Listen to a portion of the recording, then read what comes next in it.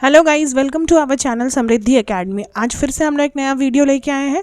हम लोग क्लास 10 का जो MCQ सीरीज़ कर रहे हैं चैप्टर 1 का केमिकल इक्वेशन एंड रिएक्शन का, ये उसका पार्ट 5 है। इसमें क्वेश्चन नंबर 21 से हम लोग शुरू करेंगे। तो क्वेश्चन नंबर 21 ये कहता है कि what type of reaction is respiration. Respiration किस तरह का रिएक्शन है आपका? एक्सोथर्मिक है, एंडोथर्मिक है, रिडक्शन है या कॉम्बिनेशन है? ये 4 ऑप्शन आपके सामने दिया हुआ है, तो आपको बताना है। तो सबसे पहले तो रेस्पिरेशन क्या होता है वो जान लेते हैं हम लोग। तो respiration is a process in which breakdown of glucose in the presence of oxygen to give energy। मतलब ग्लूकोज, तो ग्लूकोज का फॉर्मूला होता है C6H12O6। ये ऑक्सीजन के प्रेजेंस में टूटेगा, मतलब ऑक्सीडेशन, ऑक्सीजन जुड़ रहा है इसके साथ, टूटेगा तो ये हम लोग को क्या देगा? CO2 plus H2O plus energy. ये हम लोग का पढ़ा हुआ चीज़ है कि रेस्पिरेशन एक ऐसा प्रोसेस है जिसमें ग्लूकोज ऑक्सीजन के प्रेजेंस में टूट के हम लोग को कार्बन डाइऑक्साइड, वाटर और एनर्जी देता है। तो एनर्जी रिलीज़ कर रहा है, जहाँ पे भी एनर्जी रिलीज़ होता है वो एक्सोथर्मिक होता है। तो हम लोग को दिखाई दे रहा है कि एक्सोथर्मिक इसका सही ऑप्शन होगा। तो इसको हम लोग बोल सकते हैं ये एक्सोथर्मिक रिएक्शन है। Respiration is an exothermic reaction. Next question number 22। Write the balanced chemical reaction of calcium oxide with water and state what type of reaction is this। Calcium oxide, तो कैल्शियम ऑक्साइड होता है CaO plus क्या बोल रहा है? Water. तो water के साथ दिखाई दे रहा है हम लोग को ये मेटल ऑक्साइड है। हमेशा एक बात याद रखना है कि मेटल ऑक्साइड जब भी वाटर के साथ रिएक्ट करते हैं, H2O के साथ रिएक्ट करता है, तो हमेशा मेटालिक हाइड्रो ऑक्साइड बनाता है, हाइड्रो ऑक्साइड बनाता है। तो यहाँ पे कैल्शियम ऑक्साइड वाटर के साथ अगर रिएक्ट करेगा तो कैल्शियम हाइड्रो ऑक्साइड बनाना चाहिए। और हम लोग को पहले कंपाउंड बनाने हम लोग सीख चुके हैं। तो कैल्शियम हाइड्रो ऑक्साइड, तो कैल्शियम और हाइड्रो ऑक्साइड का OH। तो कैल्शियम का वैलेंसी हम लोग को पता है 2 होता है। कहाँ से होता है 2? तो हम लोग EC कर लेंगे। अगर EC करेंगे तो कैल्शियम आता है 20 नंबर पे। तो 20 नंबर का EC करेंगे तो K, L, M, N ऐसे शेल बनाएंगे। K में 2, L में 8, M में 8, 8 8 16, 16 और 2 18, N में 2, तो 20 हो गया। तो यानी कि उसका वैलेंस इलेक्ट्रॉन कितना है? 2। यानी कि कैल्शियम क्या करेगा? ऑक्टेट पूरा करने के लिए 2 इलेक्ट्रॉन लूज कर देगा। मेटल है तो हम लोग को पता है +2 होता है और हाइड्रो ऑक्साइड का 1 होता है। तो यहाँ पे हम लोग को ये बात समझ में आ गया। अब हम लोग इसको क्रिस क्रॉस कर देंगे। क्रिस क्रॉस करेंगे तो कैल्शियम के नीचे 1 और OH ये दोनों के लिए है, तो इसलिए ब्रैकेट लगाएंगे और 2।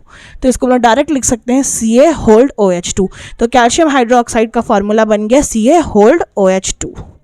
तो यहाँ आएगा CaOH2, कैल्शियम हाइड्रोक्साइड। अब इसको बैलेंस कर लेते हैं। इधर LHS में कैल्शियम 1 है, इधर भी कैल्शियम 1 है। फिर उसके बाद ऑक्सीजन यहाँ पे 2 है, यहाँ पे भी ऑक्सीजन 2 है, हाइड्रोजन यहाँ पे 2 है, हाइड्रोजन यहाँ पे भी 2 है। मतलब ये है इसका बैलेंस रिएक्शन। तो ऐसा रिएक्शन हम लोग को दिख रहा है B में है CaO plus H2O gives out CaOH2। दूसरा इसमें एक और बात पूछा था कि ये state what type of reaction, किस तरह का रिएक्शन है। तो दिख रहा है 2 चीज़ आपस में जुड़ रहा है। जब जुड़ करके एक नया प्रोडक्ट बनता है तो उसको हम लोग कॉम्बिनेशन रिएक्शन बोलते हैं। तो ऑप्शन B, इक्वेशन भी बैलेंस है और कॉम्बिनेशन रिएक्शन, तो ऑप्शन B इज करेक्ट।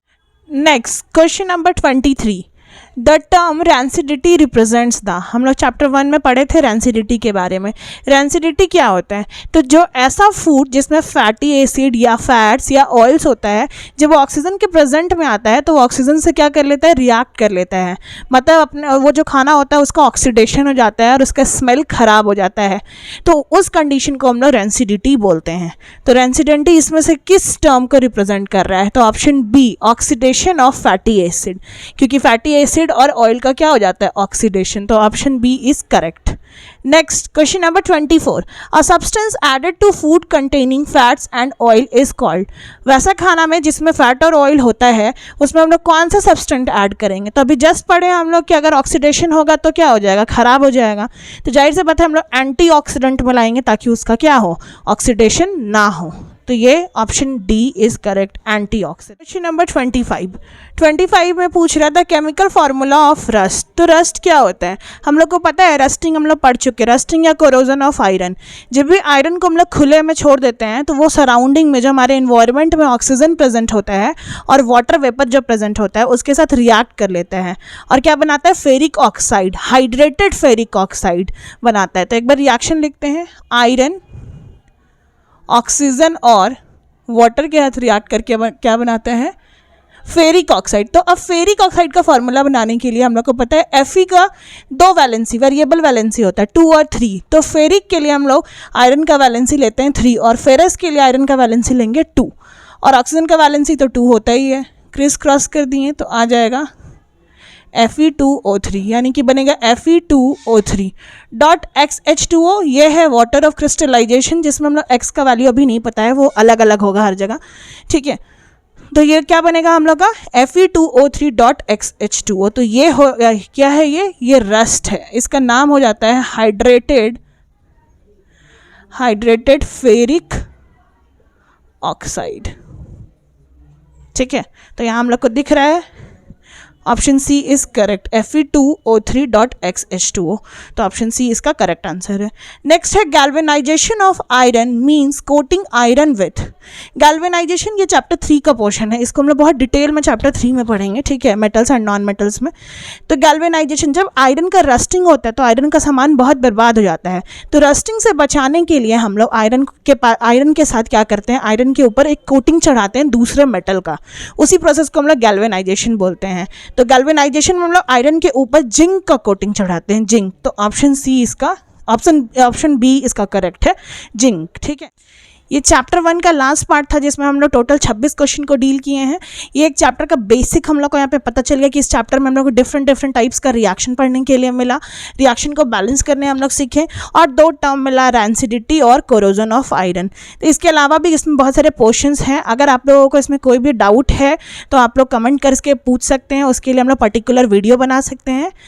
अब इसके बाद हम लोग next chapter 2 acid basis and salts का MCQ सीरीज शुरू करेंगे जो आपको नेक्स्ट वीडियोस में मिलेगा। तब तक थैंक यू, और वीडियो आपको अच्छा लगे तो वीडियो को लाइक करिए, शेयर करिए और कमेंट करिए।